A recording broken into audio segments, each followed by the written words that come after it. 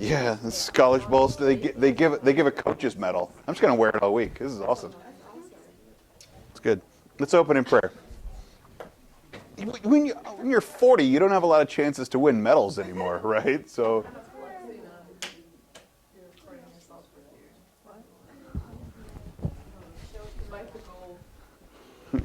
Okay, let's go ahead and open in prayer. If you'll join me, we'll begin in the name of the Father, and the Son, and the Holy Spirit. Amen. Take, Lord, and receive all my liberty, my memory, my understanding, and my entire will. All I have and call my own, you have given all to me. To you, Lord, I return it. Everything is yours. Do with it what you will.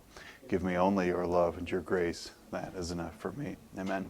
And Father, Son, Holy Spirit. Amen. We have 4 objectives today.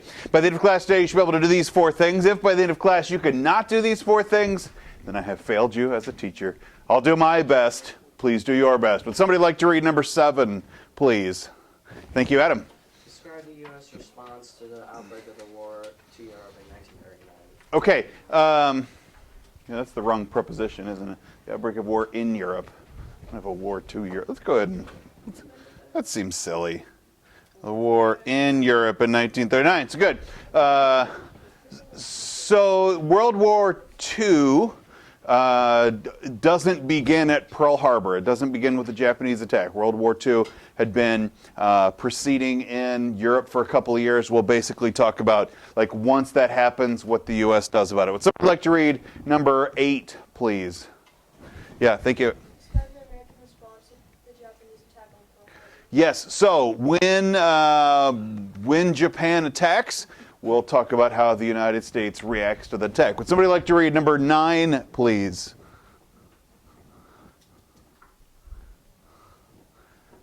Thank you, Everett. Yes, we get into World War II a little bit unprepared. The years after World War I was all about, like, hey, maybe we shouldn't use war anymore and stop threatening the world, and we're decommissioning our boats and scaling back our army. And so it's got to turn around once we get back into wartime. We've got to grow the armed forces again. Would somebody like to read number 10, please? Anybody on that side of the room like to read? There you go. Thank you, Kate. Outline the efforts of the U.S. government. Yes. When we get into World War II, we're in the Great Depression when we're doing it. We don't really have a lot of economic muscle to go flex into wartime.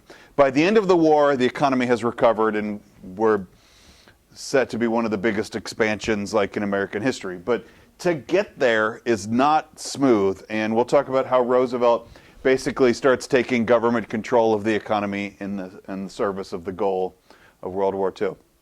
So when you go home tonight and your parents say, "What did you learn in school today?"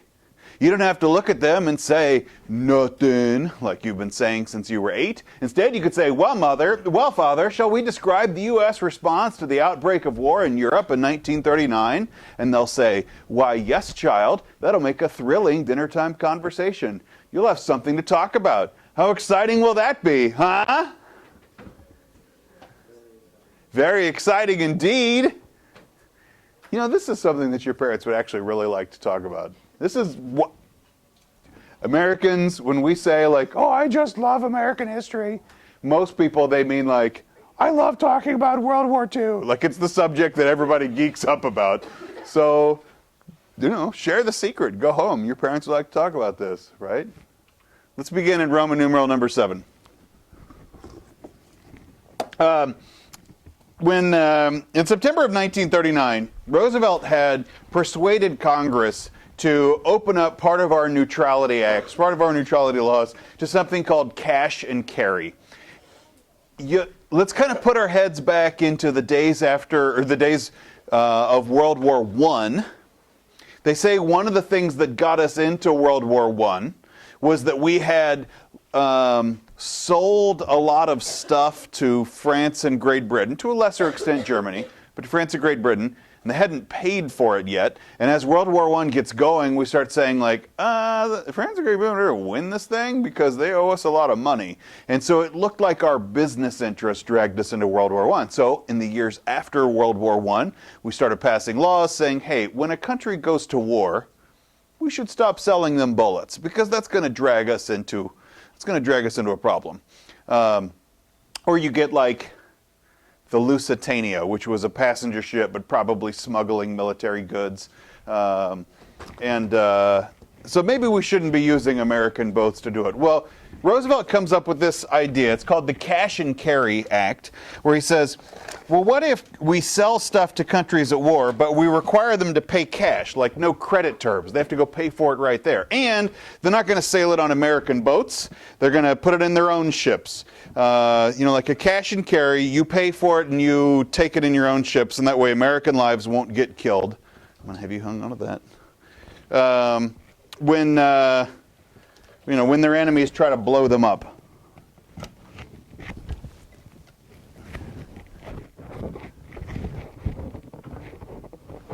This is yours. This way you don't have to like hamstring the rest of the front row. Thank you. Uh-huh. Okay, good. So it's a Cash and Carry Act. Where's my notes? Here they are. To go do so. So Roosevelt comes up with this idea.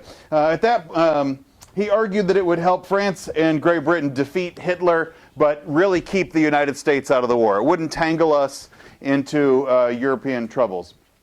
By the summer of 1940, Roosevelt had actually shifted from the how do I help my allies to how do I help my allies win? And that's a different move. By the summer of 1940, Roosevelt had decided to go try to provide Britain all aid short of war. So like the United States isn't going to go fight alongside of Great Britain because it's not in America's interest to go do so.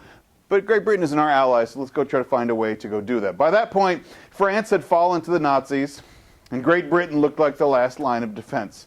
So Roosevelt comes up with a new plan. Besides cash and carry, he says, what if we start trading? Like, I can't sell you any destroyer ships. What if I were to trade you some? Like I'll give you 50 destroyer ships, and you give me the lease agreement for some Navy bases in the Caribbean and in Newfoundland. By September of 1940, Germany, Japan, and Italy had signed the Tripartite Pact, which was a mutual defense treaty that tied them together as the Axis powers, Germany, Japan, and Italy.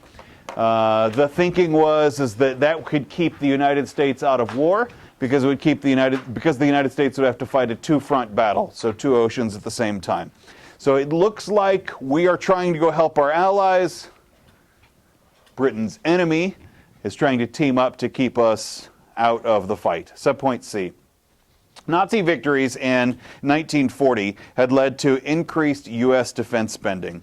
Congress was shifting slowly from the policies of isolationism to the policies of defense. And this caught me off guard the first time I'd learned about it. In 1940, Roosevelt initiated a draft. But in 1940, we weren't at war yet. It was a peacetime draft. He starts taking American citizens and sending them into the military 2 years before we entered the war. And there was a chance that we wouldn't even enter the war, right?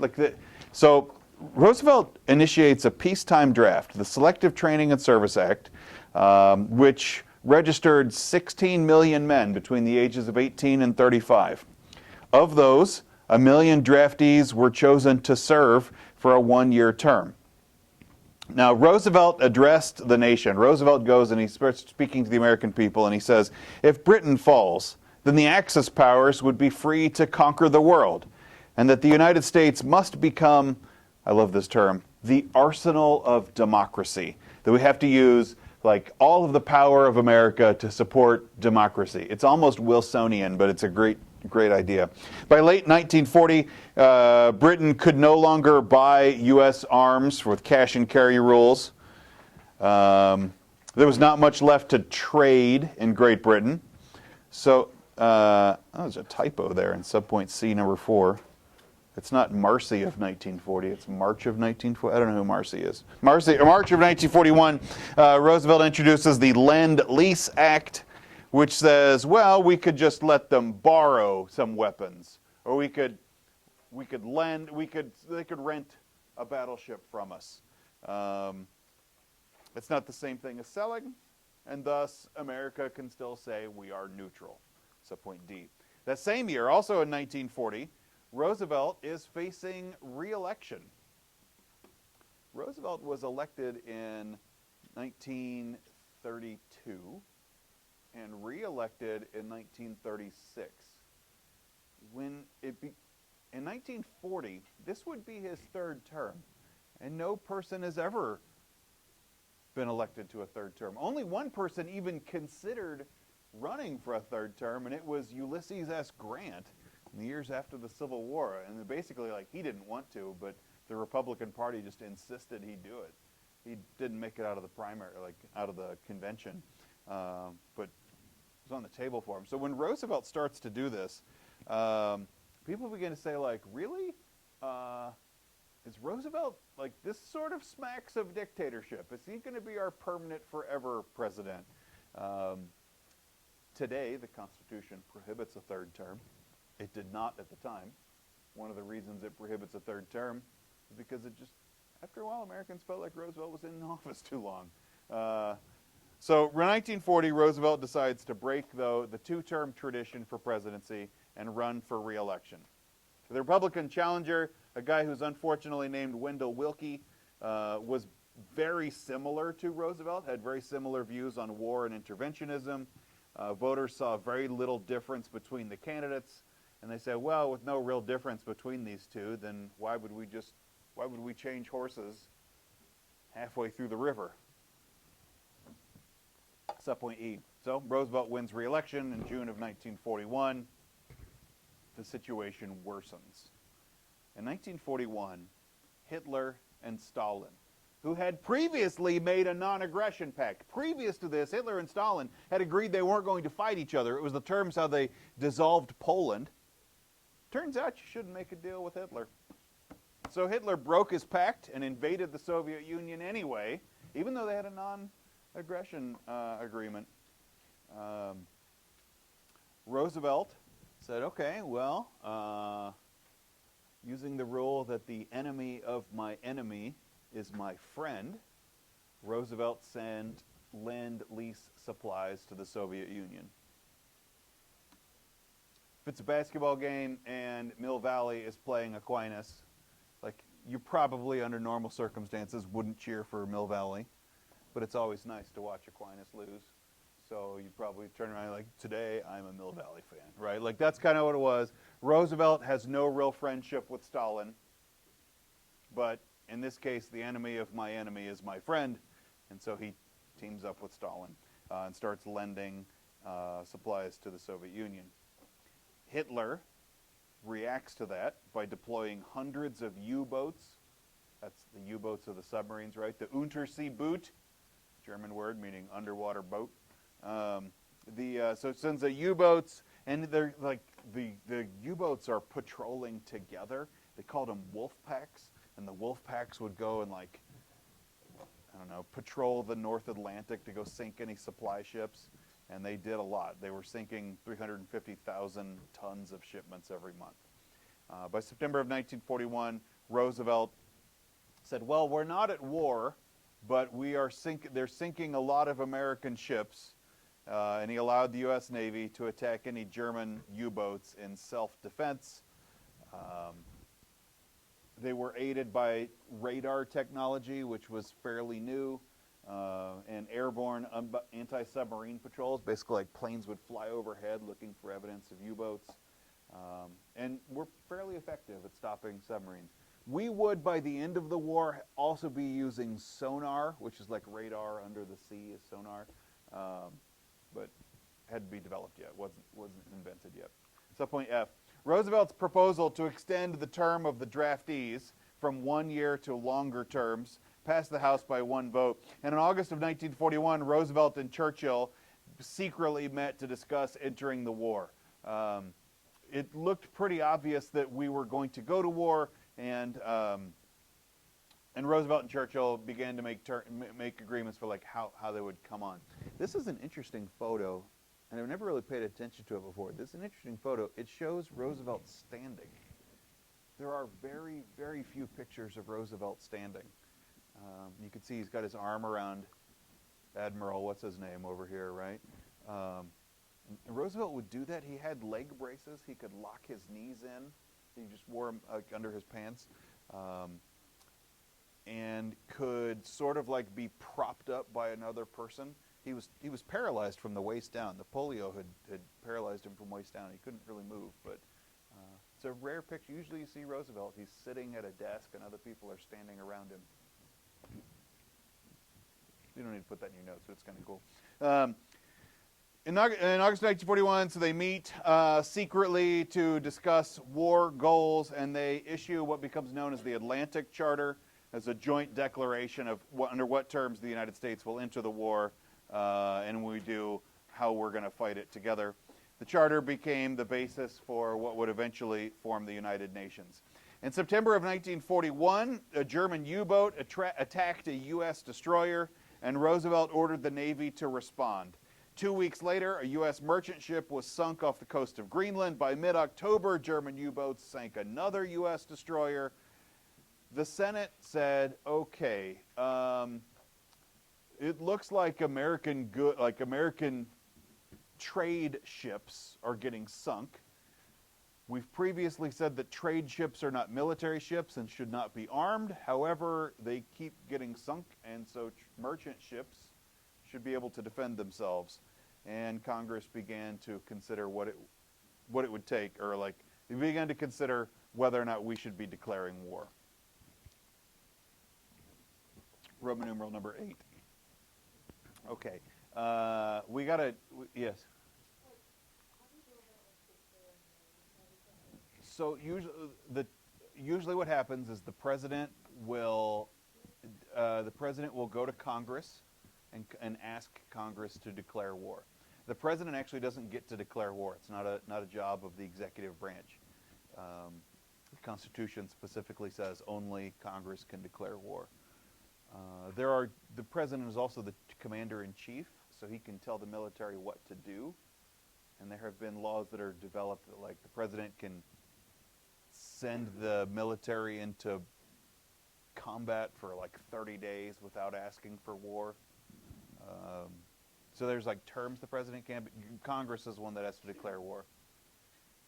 Fun fact, the last time we declared war was World War II. All of the wars since then have not been wars. The Korean War, Vietnam War, the Persian Gulf War, Iraq, Afghanistan. None of those are wars, technically. Congress hasn't declared war in any of them. Last time we declared war was this one. Okay, sorry. Roman numeral number 8. Germany's victories in Europe meant that Europeans, focusing on the country at home, were not well prepared to defend colonies overseas. So you take like France. France itself, the country of France, but France has colonial properties all around the globe.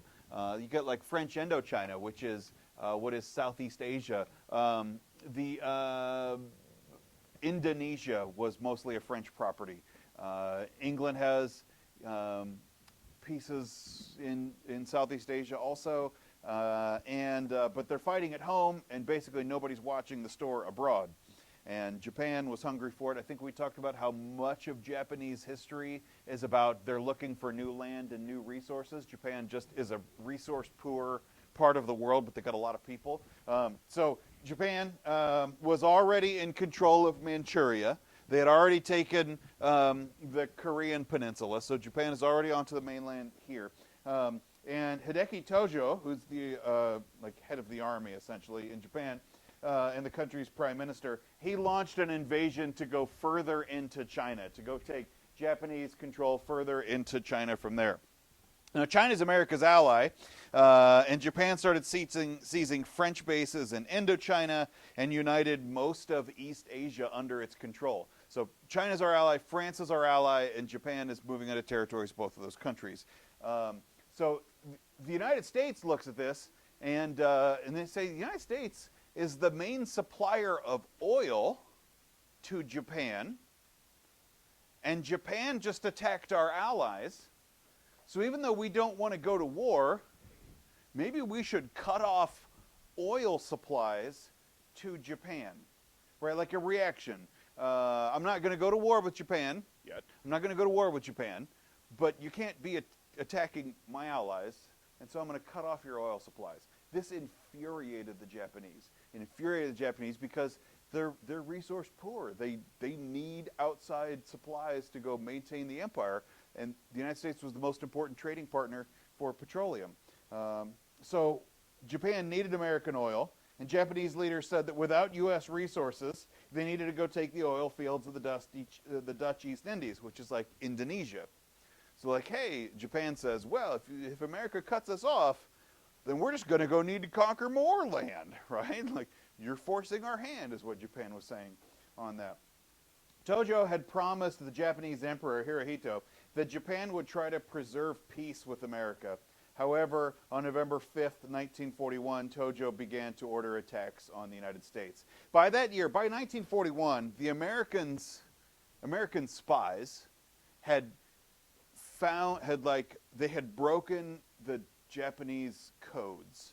So we're intercepting their radio signals, their telegraph signals, and we're deciphering the codes. And so we knew that Japan was planning an attack. We didn't know where they were planning an attack, and we didn't really know a date, but we knew that Japan was targeting America for something. Peace talks with Japan. So the United States like, well, we would rather not be attacked. So set up peace talks with Japan, try to go settle this oil thing. That lasted about a month. And in late of 1941, both sides realized that talks were going nowhere. And Roosevelt began to brace for attack. But he says, if these two countries, if America and Japan are going to fight, we're not going to throw the first punch. Basically, Japan, if we're going to have war, then you have to start it. I'm not going to start a war. On December 6th, 1941, the United States intercepted a Japanese message instructing their envoy to reject all American proposals. Roosevelt concluded that war was coming soon. It came the next day, on December 7th, 1941, the day that will live in infamy. Japan attacked Pearl Harbor, killing 2,402 Americans and wounding another 1,100. Over 300 aircraft and 21 ships were destroyed or damaged. In 2 hours' time, the United States Navy suffered more losses than it did in the whole of World War I. The United States military was already too small to go fight a two-front war. We couldn't fight in two oceans. We couldn't fight the Nazis in the Atlantic and the Japanese in the Pacific. And then Pearl Harbor really crippled our power. With the Pearl Harbor attack, our power was just absolutely crippled. We got new seats, by the way. I'll need to figure it out. Okay. Where are we at here? 3 days later. So on December 8th, 1941, Roosevelt addressed Congress to ask them to declare war. Congress approved the request, and we enter the Second World War. 3 days later, Germany and Italy, in support of their allies, their Axis allies from the tripartite agreement, Germany and Italy declare war on us, and we're in a two-front battle and a two-ocean war. Roman numeral number 9. After Pearl Harbor, Americans jammed recruiting offices. It was a huge turnout to go enlist in the armed forces as soon as America gets attacked. Americans don't generally flock to the military. I mean, we have a reasonable amount that people will go join the military, but Americans don't usually swarm recruiting offices unless there's an attack. And then, after September 11th, enlistments went way up. Pearl Harbor enlistments went way up. And Americans will respond to that. However, 5 million volunteers still weren't enough to go fight a world war on two fronts. So the Selective Service expanded the draft, eventually providing another 10 million soldiers. Volunteers and draftees reported to military bases for 8 weeks of basic training to go turn raw recruits into trained GIs. The term GI refers to like American soldiers. Like people talk about that it means government issue, like the GI Joe, the soldier. GI is government issue. It's like GI actually doesn't mean that. It's kind of a strange reference to a gas can, but people think you hear GIs. That's like the nickname for an American soldier, right? Particularly in the Army. So the turned battle-ready GIs. The military's workforce were so great that the Army Chief of Staff formed a women's auxiliary, the WAC, the Women's Auxiliary Army Corps, where women volunteers would serve in non-combat positions. The law gave WACs official status and salary, but very few of the benefits that male soldiers would have. In 1943, July of 1943, thousands of women had enlisted, and the U.S. Army dropped the term auxiliary, and they just became the WAC and got full Army benefits. WAC served as nurses, ambulance drivers, radio operators, electricians, and pilots. Basically everything except shooting a gun was the job of the WAC. Subpoint B. Early in February of 1942, American newspapers reported the end of automobile production. In 1942, when the United States goes to war, we stop making other stuff. Chryslers are not being produced. The war years, like every factory that could be was turned into military production. So like Ford started making airplanes instead of cars. The last car to roll off car maker's assembly was a gray sedan. They would talk about it had the Victory trim. Like, what's the trim package? It's Victory trim. It wouldn't use any chrome plating. Anything that was like not essential to making that vehicle move was stripped from the car. It was just one more sign that the war, World War II, when the United States entered it, would affect every part of American life. Within weeks of the shutdown of production, the nation's automobile plants had been retooled to make tanks and planes and boats and command cars. Like any factory that could be used for war production was done. So like, I love this little detail. This is straight out of your book. Mechanical Pencil Company starts making like bomb timing mechanisms because they have the small intricacies to make a mechanical pencil is also like bomb timing mechanisms. They had a company that had made like bedspreads, like quilts, started making mosquito netting for go fighting in the Pacific to keep like avoiding malaria. A soda company stopped filling bottles with cola and switched to filling bombs with explosives, like artillery shells with explosives in it. Shipyards and defense plants were expanded with dizzying speed. I love this story also. In 1942, a guy named Henry Kaiser was a factory owner. He built 7 massive new shipyards that would carry out these cargo carriers called the Liberty ships, tankers and transports, and all these little baby aircraft carriers. Kaiser's Liberty ships were like produced very quickly, and it's crazy, like in how fast they would make them. The workers would work fast, but also like industrial production, the whole power of the American industry was put into use. And remind yourself, this is the end of the Great Depression. Like this, like American workers are ready for work, and we're really kind of underusing our capacity until we get into World War II. That same year, in 1941, Roosevelt creates a new government office called the Office of Scientific Research and Development, the OSRD, which is there to go bring scientists into the war effort. The OSRD spurred improvements in radar and sonar for locating submarines underwater. It encouraged the use of pesticides like DDT to go fight insects. Probably U.S. soldiers, I mean, we can't say this definitively, but I think it's true, were probably the first ones to go to war without like lice. The USRD pushed the development of miracle drugs like penicillin. That we somebody told me that in the Civil War, more people died from the doctor than they did from the bullets, because like germ theory hadn't developed well enough yet. That somebody had to amputate a limb on the battlefield, they would just use the same dirty bone saw for every single person, and it was just like the spread of disease and virus and bacteria, like it just hadn't been. By World War I, we understand like cleanliness and sanitation, but we haven't developed antibiotics yet, or at least not on the scale big enough for production. So, but by World War II, we've got penicillin and antibiotics, and it's like the safest war ever, at least medically. I guess you can't really have a safe war. There's bullets, but yeah. The most significant development of the OSRD, though, is the secret development of a new weapon, the atomic bomb. The atomic bomb interest developed in 1939 when German scientists succeeded in splitting a uranium atom.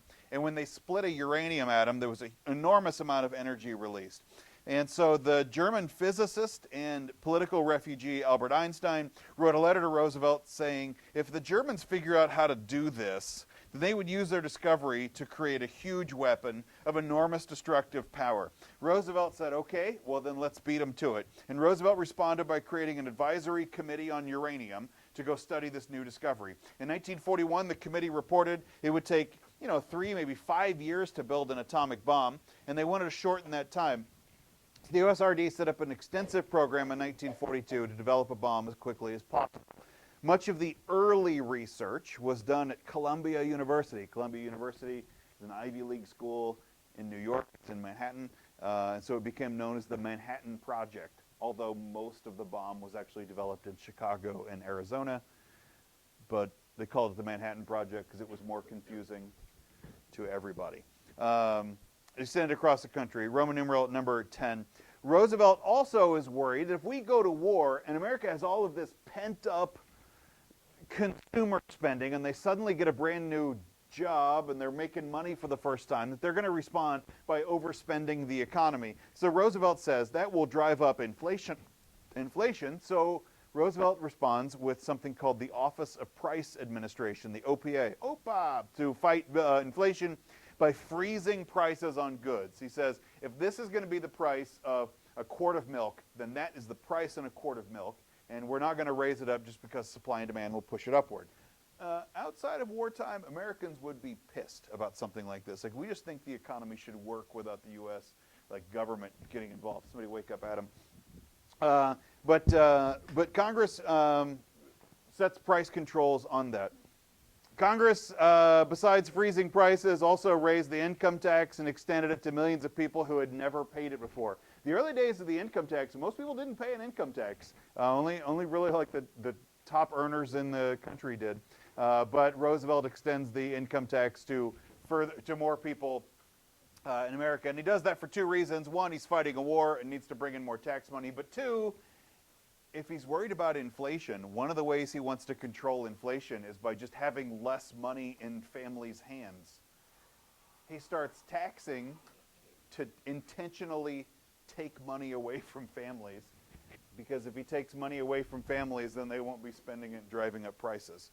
The government also encouraged their extra cash to be used not for driving up prices, but also to go buy war bonds.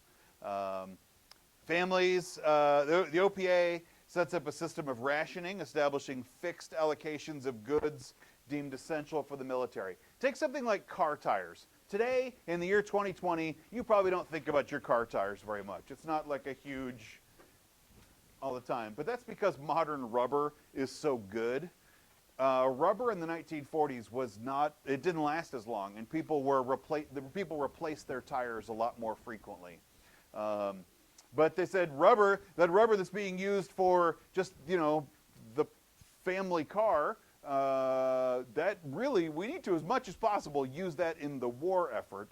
And so they responded with things like rationing, saying, well, you get like 4 tires in a period, whatever, a year, and that's it. And if you need new tires until then, patch them together, make them work, drive on bad rubber, walk, get a horse, do something else. Like we don't have enough rubber to go like put new tires in everybody's car. Household got these ration books. A ration book was like a booklet, and inside of it they called them ration stamps. Now it's not a stamp like you're going to mail a letter, right? Like it's not a ration stamp. They were like tickets. And if you wanted to go to the store and you wanted to go buy a pound of coffee, one of the small cans of coffee, and I think people drank more coffee actually back then, or at least made it at home more. You wanted to go buy a pound of coffee, you couldn't just go get all of the coffee you wanted. You couldn't just roll into Price Chopper and go get all of it. They rationed out how much coffee you could get, and you go into the market, when you go buy the pound of coffee, you had to like rip out your token and or ticket, and besides paying for it, you had to go turn in your ticket, because once all your tickets were gone, you couldn't buy any more coffee. That was it. And so that's the ration books. And it wouldn't just be coffee. They would be for milk and meat and, eggs and car tires, and gasoline was rationed and all of that stuff. Basically everything you would need in life, soldiers also need in the military. So they ration it out so if it could be served wartime rather than peacetime. Yes? Yeah, more or less. Yeah. Families would be different than individuals. But this is actually, Eleanor Roosevelt said this was a huge problem. Take driving a car. If you have a car and you live in New York City, even today, a car is not that helpful in New York. It's actually, you got to find a place to park it, which is surprisingly hard. And it's expensive to have. And in New York, you can get by without a car. There's public transit, it's pretty easy. But if you lived in Phoenix and you don't have a car, you're screwed. You need a car. In Kansas City, if you didn't have a car and you're like an adult trying to get to work, we have bus lines. You've never been on one of them, right? Like you don't even know where they stop or how to get on one if you did. You need a car in Kansas City. Eleanor Roosevelt says, on the East Coast, where our cities are built differently, you can ration gasoline. On the West Coast, you can't. If you're a Kansas farmer, you may not live by another human for an hour. And you're like, well, don't go drive your car. You're like condemning these people to isolation, and like, what if they need to go to the doctor? It was pretty tricky. Yeah, it was. I don't think rationing today would look the same way, but it's what it looked like in the war. More or less, people got pretty similar rations. Little kids may be different than adults, but yeah. And most Americans will look at this and said, that kind of sucks, but we understand. It's the war effort. Like it's a time of war, and people would go and put up with doing without. Although Mr. Webker said this to me one time, and I think it's a great insight. Americans had been used to doing without. We'd come off of a decade of the Great Depression. Americans just learned to roll with it and be resourceful and kind of get by without stuff. So we get into World War II. Production increases, but they say, hey, we need you to get by without stuff for a while. And Americans just grit their teeth and go on with it. There was also the development of the black market. Black market were like illegally selling goods. If I had like a cow and I could milk the cow and I still had my ration tickets, maybe I could go buy my milk at the store with my ration tickets and then like sell the milk from my cow illegally under the table, right? Like that's the black market. People could buy without ration tickets. It's illegal. It's usually a lot more expensive to go get milk that way. But when you start rationing, this is just a supply. You'll learn, if you go take econ, you'll learn about how the black market develops in times of rationing and scarcity. Set point C.